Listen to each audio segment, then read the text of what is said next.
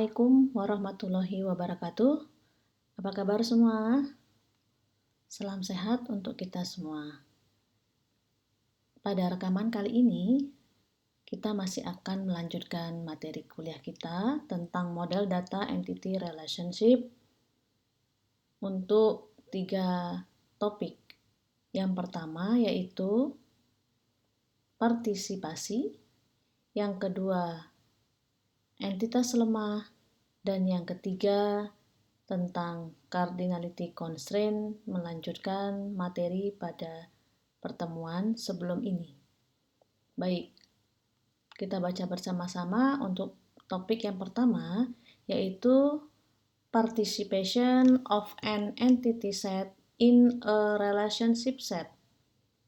Partisipasi dari suatu himpunan entitas di dalam satu himpunan relasi.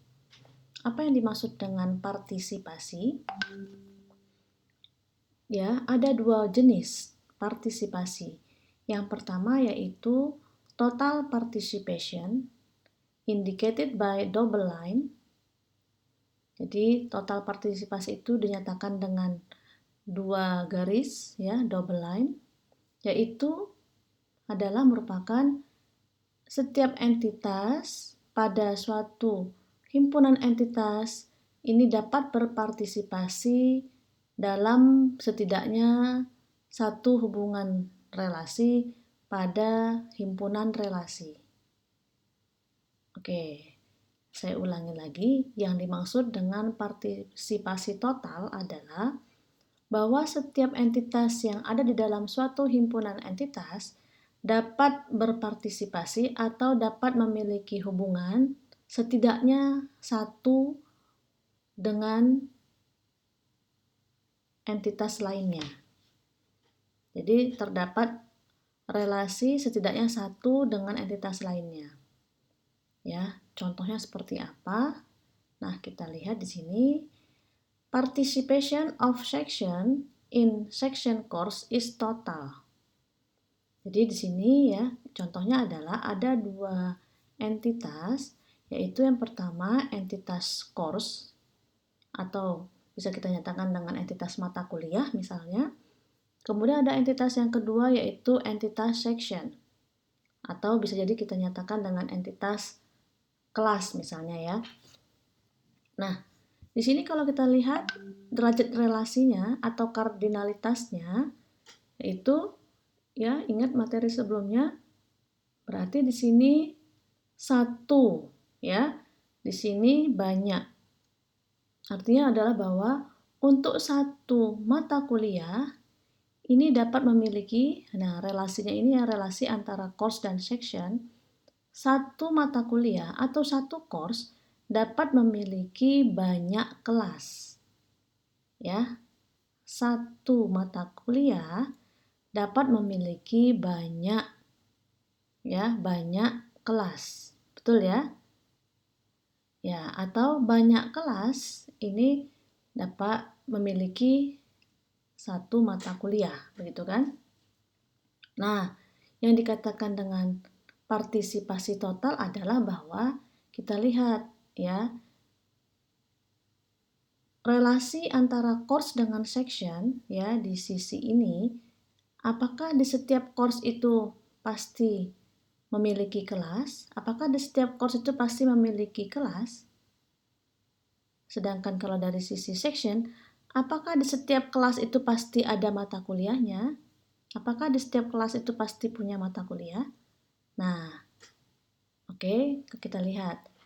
Kita akan menentukan apakah partisipasi ini itu total atau tidak. Ya.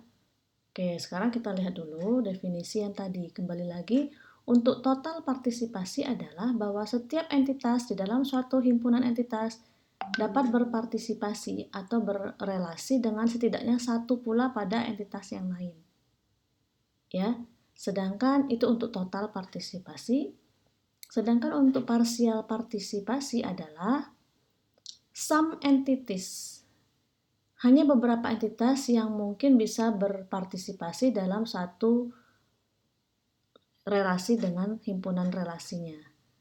Jadi kalau tadi pada saat total partisipasi, semua entitas itu pasti memiliki setidaknya satu relasi dengan entitas lainnya, semua ya, every entity. Sedangkan kalau parsial ini bisa jadi ada beberapa entitas yang tidak berpartisipasi pada entitas lainnya. Nah, kita lihat. Jadi di sini kalau total partisipasi dinyatakan dengan double line, sedangkan parsial dinyatakan dengan single line, begitu ya. Nah, di sini kita lihat apakah di setiap kelas itu apakah di setiap mata kuliah itu pasti punya kelas? Apakah di setiap kelas pasti ada mata kuliahnya? Ya. Nah, kalau untuk kasus ini kita lihat di sini dinyatakan dengan single line. Single line berarti parsial.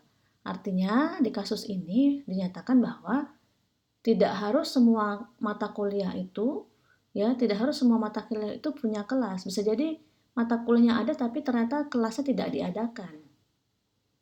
Ya, bisa jadi karena tidak ada mahasiswa yang mengambil misalnya. Nah, artinya di sini adalah parsial partisipasi. Karena tidak mesti semua mata kuliah itu ada kelasnya. Ya, dinyatakan dengan garis satu single line. Nah, ini adalah partial participation. Sedangkan untuk section, ya, kita menganalisisnya adalah untuk setiap kelas atau untuk setiap section itu apakah pasti ada mata kuliahnya? Sudah tentu ya. Tidak mungkin kelas itu tidak ada mata kuliahnya. Ya, kelas itu pasti karena ada mata kuliahnya, kelas A, kelas B. Ya, kelas A untuk mata kuliah apa misalnya. Nah, sehingga di sini dinyatakan bahwa partisipasinya adalah total. Ya, dinyatakan dengan double line. Nah, sehingga gambarnya menjadi seperti ini.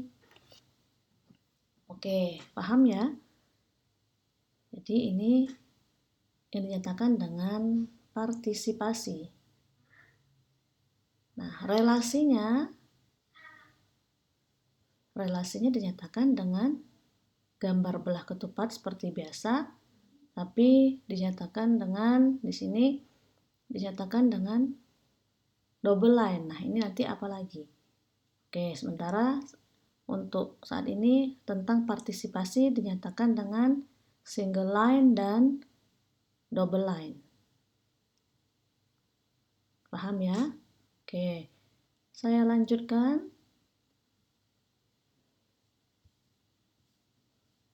Ini saya lewati dulu slide-nya. Oke, tadi tentang partisipasi. Untuk topik yang kedua, saya akan melanjutkan tentang weak entity set. Apa ini? Yaitu himpunan entitas lemah ya. Himpunan entitas lemah. Apa itu entitas lemah? Ya. Kita baca bersama-sama. Suatu entitas yang tidak memiliki primary key dikatakan sebagai suatu entitas lemah. Ya, jadi entitas yang tidak memiliki primary key dinyatakan sebagai entitas lemah. Kemudian, entitas lemah adalah the existence of a weak entity set depends on the existence of a identifying entity set. Jadi maksudnya adalah bahwa entitas lemah di sini keberadaannya tergantung kepada entitas lainnya atau dikatakan dengan strong entity ya. Jadi entitas lemah adalah entitas yang keberadaannya itu tergantung pada entitas lain, eksistensi daripada entitas lainnya. Seperti apa contohnya? Nah, nanti kita lihat ya.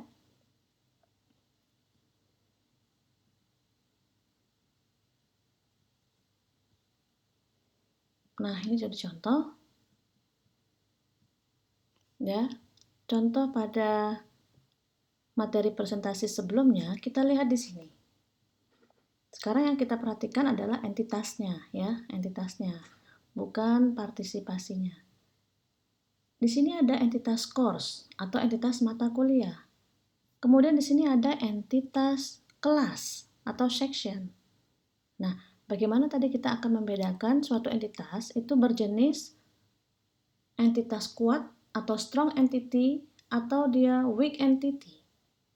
Nah, caranya adalah kita pastikan dulu apakah suatu entitas itu dinyatakan sebagai entitas yang kuat atau entitas yang lemah. Bahwa tadi entitas lemah adalah entitas yang keberadaannya tergantung pada entitas lain atau entitas kuatnya. Nah, sekarang kita lihat ada entitas course ya atau entitas mata kuliah. Entitas course ini adalah entitas yang bisa berdiri sendiri, tidak tergantung pada entitas lain. Ya, sementara kalau entitas section kita lihat, entitas section ini adalah entitas kelas tadi, bahwa kelas itu ada karena ada mata kuliah. Ya, jadi tidak mungkin ada kelas tapi tidak ada mata kuliahnya. Nah, sehingga ini bisa dikatakan sebagai suatu weak entity atau entitas lemah. Nah, notasinya tetap sama, ya. Hanya yang membedakan adalah bahwa entitas lemah tidak punya primary key. Ya, terus bagaimana primary key-nya? Nanti primary key-nya itu diambil dari primary key pada entitas kuatnya. Ya, begitu. Nah, ini dikatakan sebagai weak entity, entitas lemah. Ya, kemudian relasinya dinyatakan juga dengan tidak sama dengan relasi yang sebelumnya. Di sini relasinya dinyatakan dengan double line. Ya, kalau yang di sini tadi adalah apa? Ini adalah partisipasi. Oke, begitu ya tentang entitas lemah. Ya, ini sudah cukup penjelasan tentang entitas lemah. Kemudian materi yang terakhir tadi yang akan saya sampaikan tentang materi lanjutan untuk menyatakan cardinality constraint ya. Atau bisa juga dinyatakan dengan kardinalitas dalam bahasa Indonesia atau derajat relasi ya, sama ya. Ya, baik. Masih ingat definisi cardinality constraint? Ya, kalau lupa silakan dengarkan lagi rekaman sebelum ini ya. Nah, kita lihat. Kalau sebelumnya ada 4 jenis ya, ada 4 jenis batasan kardinalitas ya. One to one to many, many to one ya. Ada 4. Kemarin dinyatakan dengan notasi bahwa untuk one dinyatakan dengan single line, undirected ya, undirected line, garis tidak punya arah.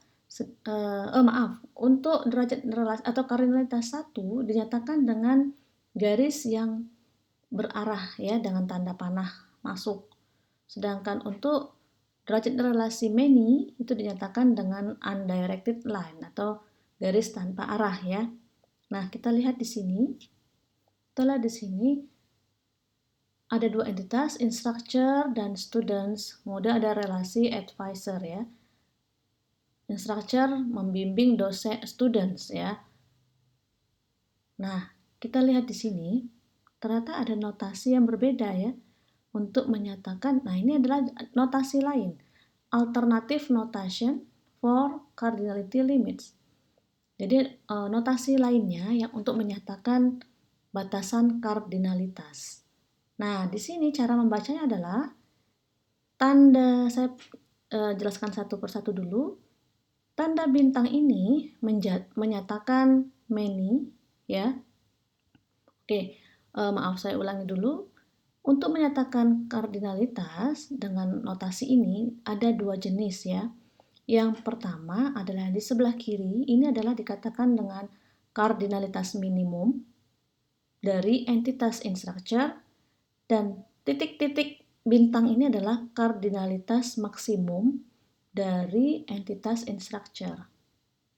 Sedangkan untuk students, 1 ini menyatakan kardinalitas minimumnya dan 1 di sini menyatakan kardinalitas maksimumnya. Kalau dibaca, apakah ini termasuk kardinalitas yang mana ya? Apakah ini one to one to many, atau many to many? Nah, ya. Nah, cara membacanya adalah kita lihat di tanda yang paling kanan. Kalau seperti ini berarti ini adalah many, di sini adalah one. Artinya, kardinalitas untuk ERD ini, untuk diagram ini adalah many to one. Banyak instructor dapat membimbing satu students, atau satu students dapat dibimbing oleh banyak instructor. Ya, jadi kita melihat dari kardinalitas maksimum dari masing-masingnya. Jadi ini termasuk many to one. Oke ya.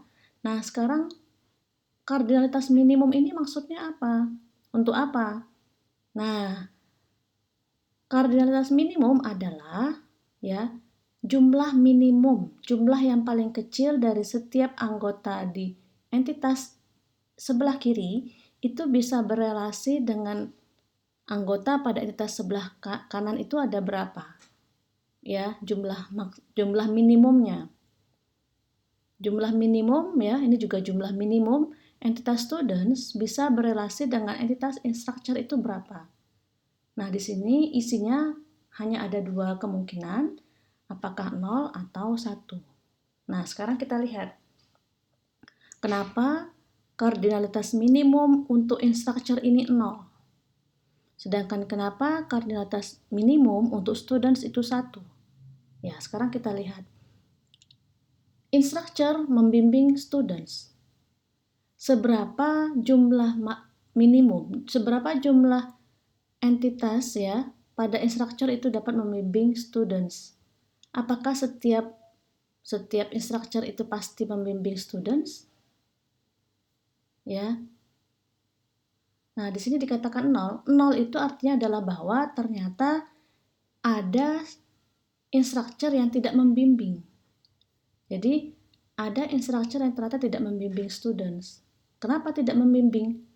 Padahal namanya disimpan di dalam instructor.